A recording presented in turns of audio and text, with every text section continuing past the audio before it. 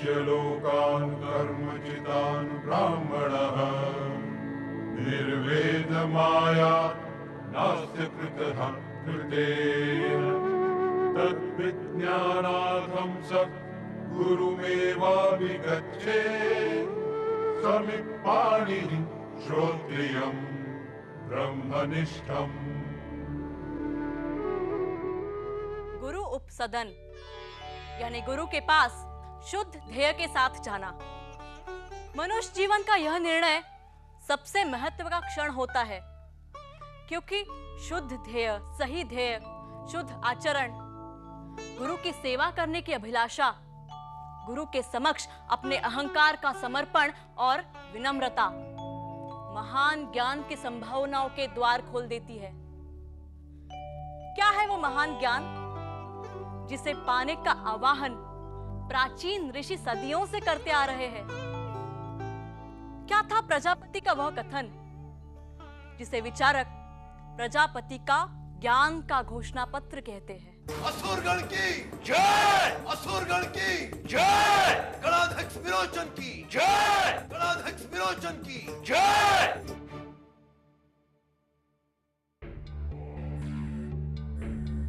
देव दमन करें और हम असुरों से दया की उम्मीद करें। वे छल करें और हमसे न्याय की उम्मीद करें। वे हमारे पूरों को ध्वस्त करें और हमसे शांत रहने की उम्मीद करें। देवता असुरों की हत्या पर हत्या किए जाए, वो हमें बार बार युद्ध के लिए ललकारें और हमसे वे युद्ध की उम्मीद ना करें। क्या यह संभव है? असुर गणाध्यक्ष विरोचन की जय। कभी अन्न, कभी जल, कभी पशु, कभी मधु, कभी अमृत, तो कभी स्त्री के लिए वे असुर गण के साथ अन्याय करे और हमें हिंसक और क्रूर कहे, यह हमें स्वीकार नहीं।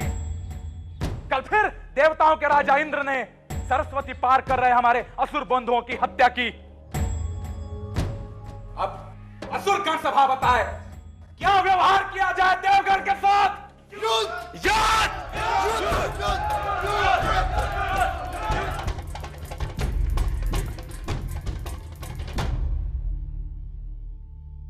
विजय की अभिलाषा में उन्मत्त असुरगण पहले युद्ध को जीतने का रहस्य तो जाने। मरने मारने के लिए उन्मत्त असुरगण पहले अमृतत्व का रहस्य तो जाने। शुक्राचार्य, गणसभा को जो भी कहना है साफ साफ कहें। पहले विनय सीखो विरोचन। क्षमा आचार्य। यही विनय, मर्यादा, शुद्ध ध्येय, युद्ध कामना असुरगण को देवगण से अलग करती है। बात बात पर हिंसा यही तुम्हारे विनाश का कारण होगी। असुरगण यहां युद्ध की आराधना में लगा हुआ है और देवगण वहां सृजन की आराधना और सत्य की खोज में लगा है। इसीलिए युद्ध में असुरगण देवगण से बार बार हारता आया है, क्योंकि हम युद्ध सत्य के लिए नहीं असत्य के लिए करते आए हैं। जो असुरगण युद्ध जीतना ही चाहता है, तो असुरगण पहले उस सत्य को जाने, उस स्वयं को जाने जो शुद्ध है, जो विनाश और मृत्यु, भूख और प्यास से परे है, जो दुख और सुख से परे है। जो उस स्वयं को जान लेता है, वो अपनी सभी कामनाओं को पूरा कर सकता है, अपनी सभी इच्छाओं को पूरा कर सकता है। आचार्य, तो क्या आप उस स्वयं को नहीं जानते? मैं उस स्वयं को जानता हूं, पर उस स्वयं से साक्षात्कार कराने के लिए प्रजापति ही श्रेष्ठ आचार्य हैं। हाँ, तो हम सब चलते हैं प्रजापति के पास। मूर्ख, ज्ञान देना या नहीं देना तुम्हारे नहीं, प्रजापति पर निर्भर करता है। तो हम क्या करें आचार्य? असुरगण में से किसी योग्य गण को प्रजापति के पास भेजा जाए। तो फिर गणाध्यक्ष विरोचन के अलावा और कौन योग्य हो सकता है?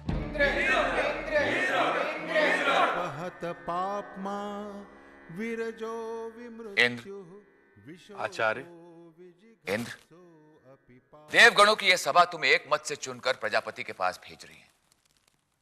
प्रजापति से वो ज्ञान प्राप्त करके आओ जिससे देव, असुर और मनुष्य सभी का कल्याण।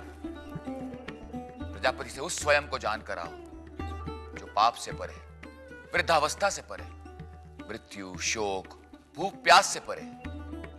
वही सत्य जानने योग्य है। यज्ञ की संविधा लेकर प्रजापति के पास जाना, ज्ञान के अपने अहंकार को उनके चरणों में रखना, प्रजापति को ही अपना माता, पिता, मार्गदर्शक और मित्र समझना, और धैर्य रखना। असुरगण की जय। गणाध्यक्ष विरोचन, जल्दी लौटना। प्रतीक्षा का अब धैर्य नहीं गणाध्यक्ष है। विरोचन की गणाध्यक्ष विरोचन की जय। इंद्र, देवगण की आशाएं तुम पर टिकी हैं। ज्ञान प्राप्त किए बिना लौटना नहीं। प्रतीक्षा करना, पर ज्ञान प्राप्त करके ही आना। और विरोचन ने समिधा की लकड़ियों के लिए पेड़ से डालियां काट ली। इंद्र ने भूमि पर गिरी लकड़ियों को इकट्ठा कर समिधा बना ली और दोनों समिधा ले प्रजापति के पास पहुंचे। आचार्य, मैं यज्ञ की समिधा ले आया हूं, मुझे अपना शिष्य स्वीकार करें। जाओ, समिधा को अग्नि को समर्पित कराओ। और कुछ देर बाद इंद्र भी समिधा के साथ आचार्य प्रजापति के पास आ पहुंचे। ओह, तो देवताओं का भी आगमन यहां हो चुका है। आचार्य प्रजापति, मैं अपने अज्ञान की, अपनी वासनाओं की समिधा ले आया हूं। इसे ज्ञान और तप की अग्नि में जला मुझे पवित्र करें। जाओ, समिधा को अग्नि को समर्पित करो। तुम यहां भी आधम के देवताओं के प्रतिनिधि। ज्ञान के द्वार सभी के लिए खुले हैं विरोचन। जो योग्य होगा वो ज्ञान ले जाएगा। इस बार मैं तुम्हें जीतने नहीं दूंगा इंद्र। उसका निर्णय योग्यता करेगी।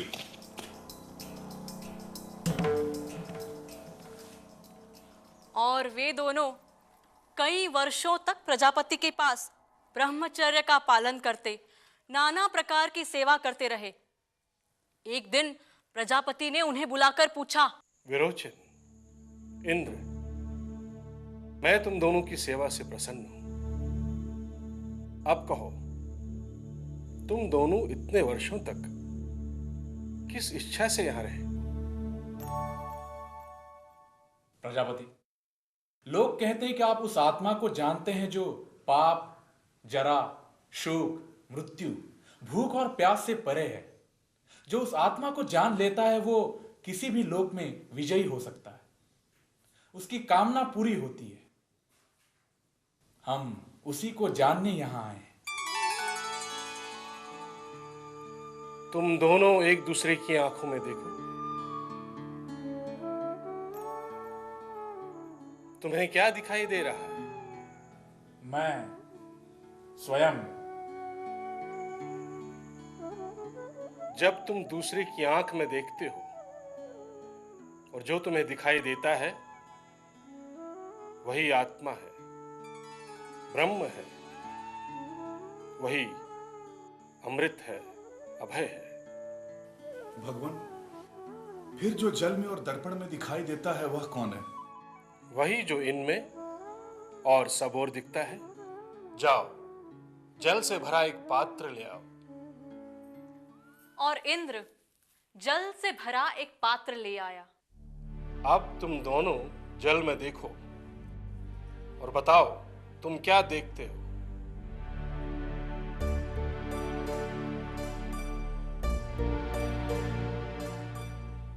हम स्वयं को देख रहे हैं।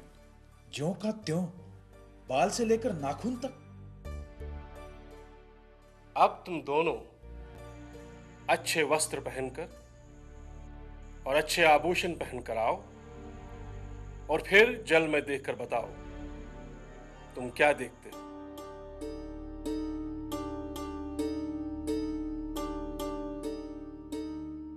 तुमने क्या देखा? हमने स्वयं को सुंदर वस्त्रों और सुंदर आभूषणों में देखा। यही आत्मा है, ब्रह्म है। यही आत्मा अमृत और अभय है। मैंने आत्मा को जान लिया प्रजापति, अब मुझे आज्ञा दीजिए। दोनों संतुष्ट हो अपने अपने गणों की ओर चल दिए, लेकिन प्रजापति हैरान थे। आत्मा को जाने बिना ही, उसका साक्षात्कार किए बिना ही ये दोनों चले गए। ये दोनों शरीर को ही आत्मा समझ रहे हैं। जो व्यक्ति शरीर को आत्मा समझता है, उसका जीवन में हारना निश्चित है। गणाध्यक्ष विरोचन की, असुरगण की, गणाध्यक्ष विरोचन की, असुरगण की, असुरगण की। असुरगण वो जाने जो मैंने जान लिया है। ये शरीर ही आत्मा है, ये शरीर ही सच है। इसलिए इस शरीर का उपभोग करें, इस शरीर के साथ प्रेम करें।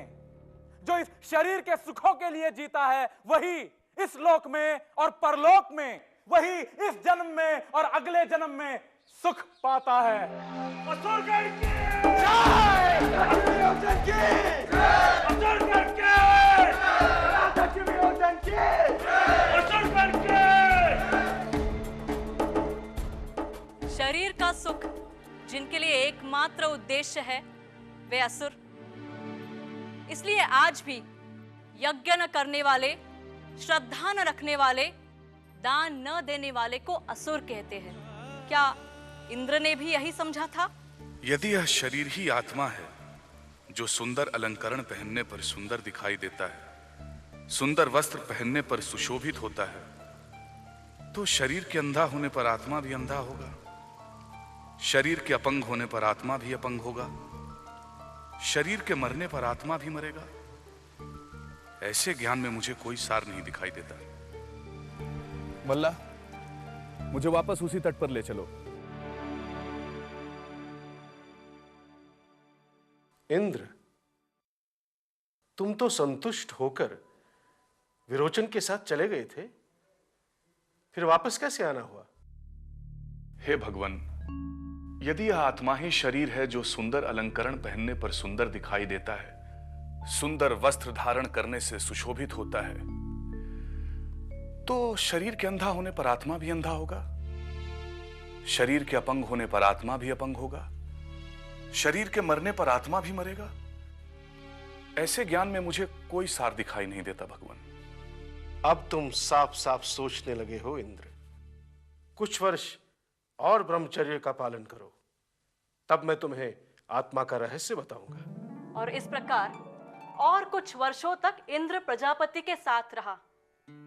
और एक दिन प्रजापति ने उससे कहा,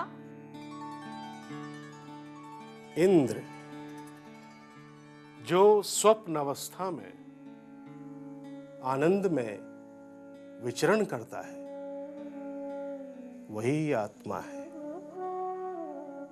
वही अमृत है, अभय है, ब्रह्म है।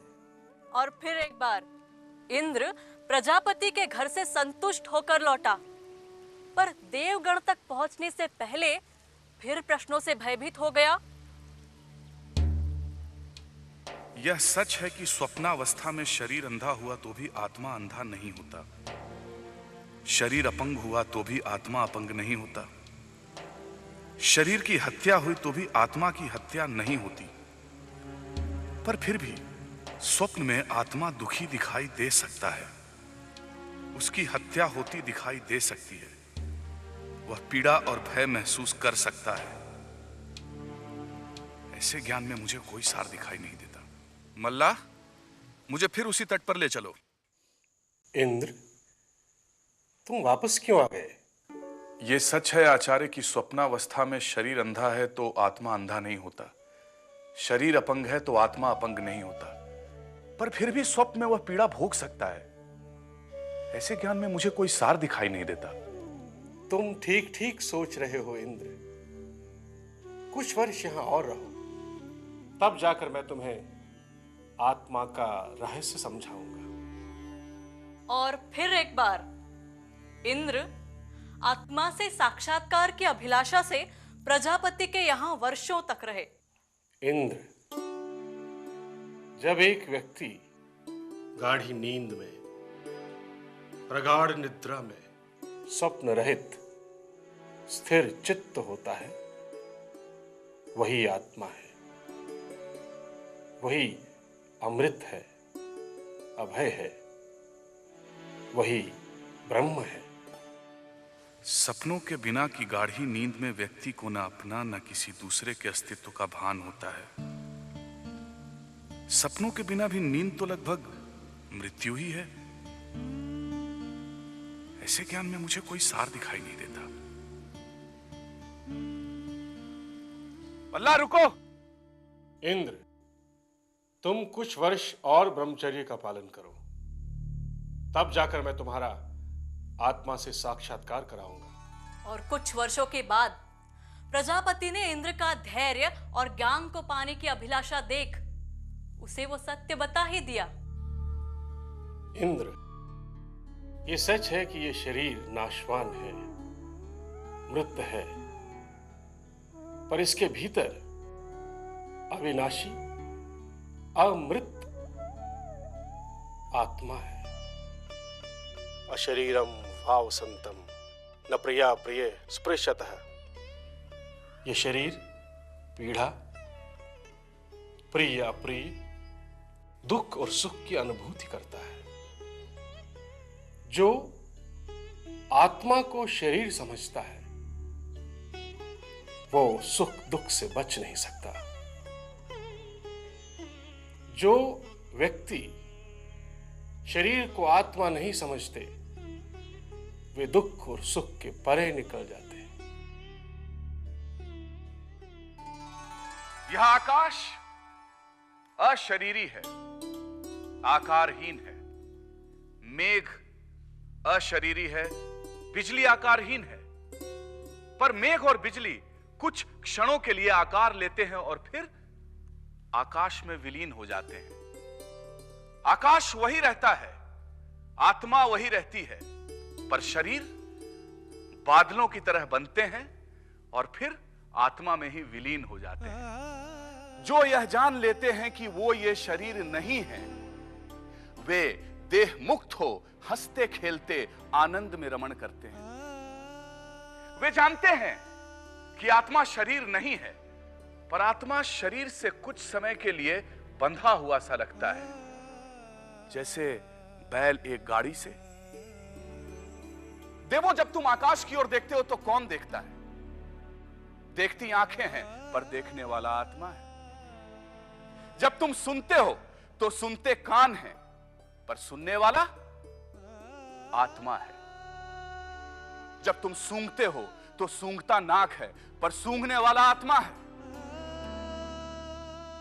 इसलिए देवों, इंद्रियां केवल उपकरण हैं। इसलिए आत्मा की उपासना करो, शरीर की नहीं, इंद्रियों की नहीं। क्या उपनिषद के ऋषियों का चिंतन शरीर के विरोध में है, या वो चिंतन एक ऐसे समाज का है जहां वृहद समाज शरीरोन्मुख सिर्फ शरीर के लिए जी रहा है, जहां एक और समाज का एक हिस्सा शरीर के सुख के लिए एक से एक प्रयास कर रहा है और एक हिस्सा भूख से लड़ रहा है? क्या असुरों की हिंसा से ही देवों और असुरों के बीच की असमानता समाप्त होगी? जब वही आत्मा उनमें भी विद्यमान है तो युद्ध क्यों, हिंसा क्यों? एक अभाव में है तो दूसरा दान क्यों नहीं करता? एक अविश्वास में, अश्रद्धा में जी रहा है तो दूसरा विश्वास और श्रद्धा उत्पन्न क्यों नहीं करता? एक घृणा करता है तो दूसरा उस पर प्रेम क्यों नहीं बरसाता? यदि यही यज्ञ है तो हम वह यज्ञ क्यों नहीं करें जिसमें आत्मा की एकात्मता का घोष है? देवों, अपने पास जो भी है उसे बांटो, दूसरों पर विश्वास करो, श्रद्धा रखो और भेद को भूलो। यही प्रजापति का आदेश है। देवों, यह शरीर ही सत्य नहीं है, आत्मा ही सत्य है। यह मैंने गुरु कृपा से जाना है। और यह ज्ञान विद्वान, धनवान, ऐश्वर्यवान या शक्तिवान होने से नहीं जाना जा सकता है। यह ज्ञान श्रद्धा, विनय और जिज्ञासा सहित गुरु के पास जा उनकी सेवा करके ही जाना जा सकता है। इसलिए देवों, जो तुम सभी कामनाओं पर और सभी लोगों पर विजय पाना चाहते हो तो गुरु की शरण में जाओ। तद्विद्धि प्रणिपातेन परिप्रश्नेन सेवया उपदेक्ष्यन्ति ते ज्ञानम् ज्ञानिनस्तत्त्वदर्शिनः। यह ज्ञान सत्य जानने वाले गुरुओं द्वारा योग्य शिष्यों को दिया जाता है। शिष्यों की जिज्ञासा, समर्पण और सेवा से प्रसन्न हो, गुरु उन्हें यह ज्ञान देते हैं।